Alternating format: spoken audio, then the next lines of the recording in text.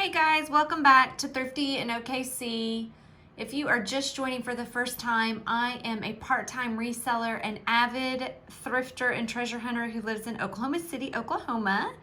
And I am going to do a mini haul. It's really probably not that mini. It's probably a mid-size jewelry haul of some treasures I found over the weekend. I did not get to do this haul video as soon as I would have liked to right after the weekend, but I've kind of just now taken the tags off of everything. I thought I would show you guys kind of some of the stuff that I got. So I am going to start out with, I didn't want you to just be looking at a whiteboard. I hit a garage sale on Friday that was actually a pretty darn good garage sale. I spent $58, not all on jewelry. They had a lot of other really cool stuff that I scooped up, but I did find a few pieces of jewelry there. And this is the first piece that I bought. It's just a silver tone. It is not real silver, little cuff that says Oklahoma on it. This is probably something I will keep. I like that it's a wide cuff and it's really cute. So I paid $1, and I paid $1 for all of the jewelry there, which was kind of surprising. You'll see why. So I also got this little bracelet, this little Oklahoma Bangle bracelet.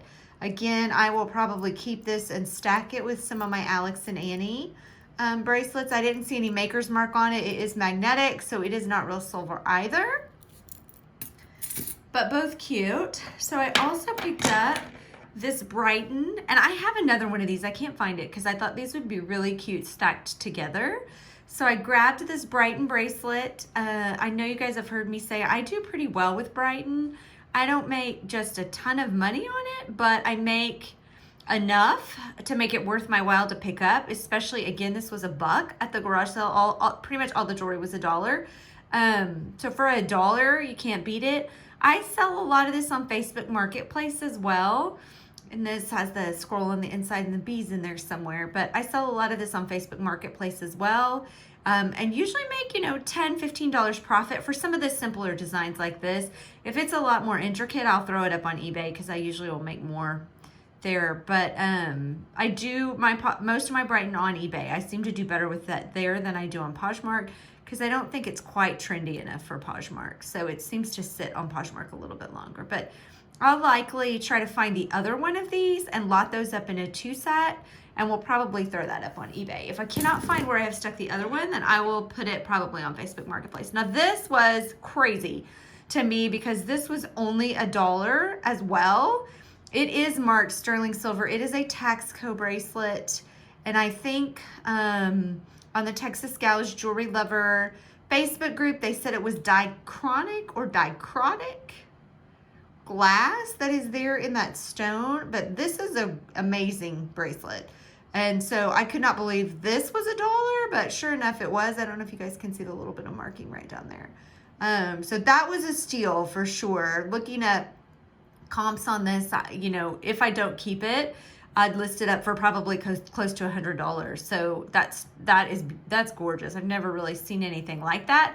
And then when I looked up that dichrotic whatever glass, I was like, oh, there's tons of really pretty stuff with that. So then I got a really small haul at the flea market on Saturday. These were just $1 a piece. I thought this was really cute. When I got it in the light, it's probably got a little more discoloration than I would feel comfortable selling it for or selling it with. It doesn't have any maker's mark on the back. I might keep this and just wear it on a coat or something. Again, I paid $1. $1 is my theme. On all of these items at the flea market as well. I actually got a really cool belt, which I've already trashed, that I did not realize it had as much damage and discoloration as it did. And so I was pretty bummed out when I got it home, but I tried to clean it and I couldn't. And so I went ahead and threw it in the trash. So that happens sometimes. Again, I don't mind as much when I haven't spent as much. This little cat, if you follow me on Instagram, you probably saw this. I did a big cat brooch listing this weekend for all my cat lovers. Just a little JJ brooch. It's stamped. You guys heard me, I know I've heard me say probably many times, but in one of my more recent videos, I really like the JJ brooches because I just think they're fun. They're always fun, little kitschy, interesting brooches. So that is already listed up on Etsy. And then this is just a little hair clip. And I will probably keep that for myself. So it's a thin little silver you know, nothing fancy, but again, for $1. So then I hit up the Goodwill on Saturday evening and I found a few treasures there. So of course, these are gonna be a little more expensive being from the Goodwill.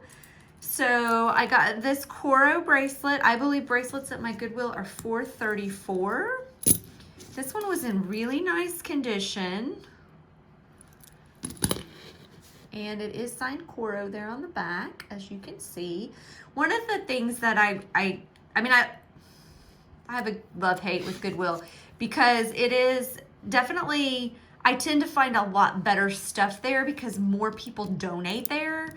When they think about donating, they think about Goodwill and the Salvation Army a lot of times. So I tend to have good luck finding more stuff, but then it's more expensive.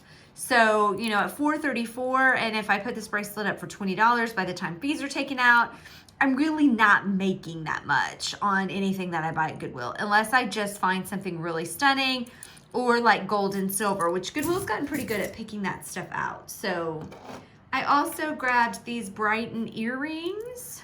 And these have actually already been sold on Facebook Marketplace.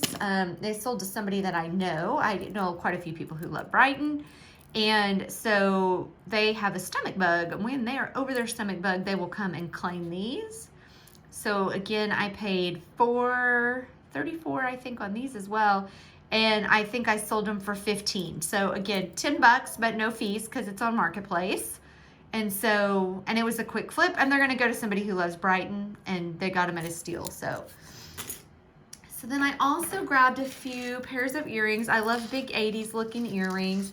I got these ones here, and they are actually pretty lightweight. And the backs don't match, as you can see. I don't think that's a big deal for most people, but I do have backs if I needed to replace one, but there's no maker's mark or anything on those either. So I may or may not take those off the card before I sell them, but those will go up on Etsy. I love that they're big. I'm not getting that back in that hole. I love that they're big, but they're also lightweight, because sometimes that can be hard to find. And so when they're post back, they're not going to make your ears droop. So there are those beauties. Then I picked up these lovelies. So anything that is big and brassy gold like this, I do really well with. This is really, really 80s. I do not know what the material on this is. It's almost like a paper mache. It is not metal. There is no maker's mark, but I guarantee you these will sell, and they will probably sell very quickly, just because anything with this look that kind of has the Yves Saint Laurent, Chanel type vibe from the early 90s, late 80s, the runway model type, you know, Linda Evangelista and Christy Turlington and all those ladies who wore this big, bold gold jewelry, they sell really well for me. So I'm going to try to get those listed up, and I bet you those are fast movers. Sometimes I'm wrong. So while this one is kind of boring, this is a sterling silver. It was stamped, but it is small. It is on the little spot right here. There is an Italy on one of these and a very faint 925 stamp. I have found like some of my best luck at finding silver and gold at the Goodwill is when the stamp is not super evident. And on gold, I always tell people, look at the posts on gold earrings. I find those a lot because Goodwill they don't have the tools necessarily to look at the post, or they don't think to look at the post. And that's not just Goodwill. That's a lot of thrifts just in general. So check those posts out. I would feel guilty giving that tip out if I had a bunch of subscribers, but I don't. So I don't, you know, all 305 of you, that's my tip for the day. I don't think I'm alerting anybody at the thrift store because I'm not big time YouTube or anything. Anyway, so this was stamped. We got it home. It did test positive for real silver. I do carry a little tiny magnet on my purse that I can kind of slip in the palm of my hand and kind of hold something to see if it's magnetic. I don't like to have it out because I don't want them to know that what I'm doing.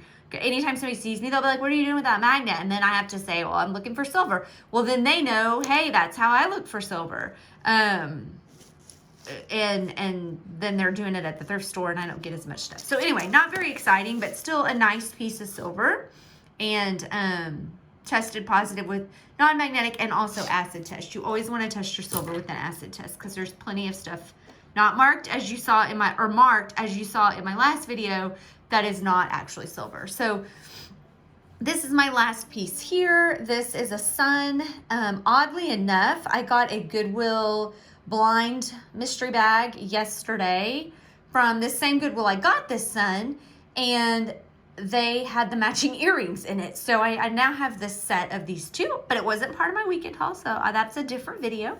So you can remember this sun when I do that video. It is stamped. It is a replica of a sun. I did find these out there. I do pretty well with suns, moons, celestial things that have kind of a 90s look to them because they were really popular again during the 90s. So I do really well with those. So of course I snatched this up, and I feel like it's a really great piece. It sells probably for anywhere, I mean, my plan is sell anywhere probably from 20 to 25. And I think pins are like $3.83 or $3. I mean, they have weird pricing at my Goodwill. So I don't know. I don't think they're quite $4. But, you know, again, they're not $1 like some of the other stuff that I got. So that's it for my little mini weekend jewelry haul. I really need to stop buying jewelry, but it's so tiny and easy to list that I seem to not be able to help myself and have a ton of it. If you liked what you saw, please give me a thumbs up, and subscribe to the channel. I am always interested. If you know anything about any of the pieces that I've shown that I don't know, please share your knowledge down below. It helps me and it helps anybody who's watching the channel. And I thank you so much for watching. Make sure to stop back by, and we'll see you next time. Have a great one. Bye.